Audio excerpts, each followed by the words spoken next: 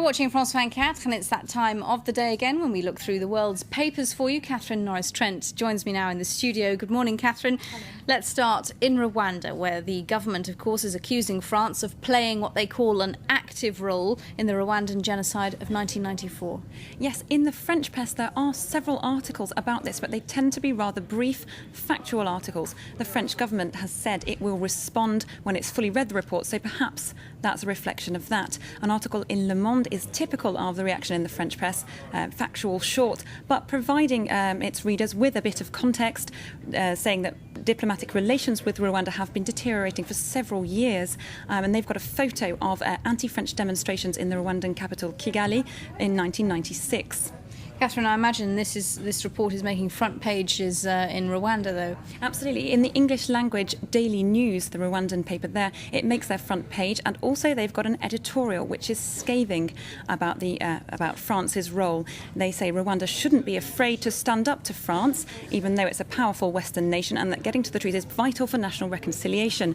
The Daily News, the New Times editorial also says that several African states were criticised recently for their stance, seen as siding with Robert Mugabe. So this test case on the Rwandan genocide will see whether Western nations are hypocritical, whether they can actually make a stand on human rights at all. Now, continuing with this theme, France could be heading for more trouble, this time with Italy. Tell us why. Absolutely. There's several reports in the French press about the decision to free the former Italian militant Marina Petrella.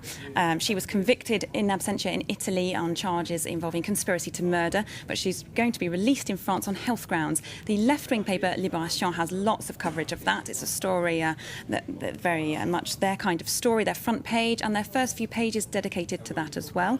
On page 4, though, an interesting article that points out that reaction in Italy has been somewhat muted, and they say that this case is no Cesare Battisti, and that's referring to another former Italian militant who was extradited back to Italy, which generated a lot of coverage and a lot of interest at the time. And of course that was another big diplomatic spat, same sort of theme, and of course cause célèbre for the Italian public. Absolutely, which doesn't seem to be the case here with Marina Petrella. The Italian Corriere della Sera, it's only made page 19 of their coverage, and on the same page they've got an opinion piece written by a French journalist, in fact, but it's saying that if Petrella is not extradited back to Italy, that will be a national insult and a case of emotional blackmail. What else have you got for us, Catherine, moving on now? Yes, the Bangkok Post has a story on the Hiroshima Memorial Museum in Japan.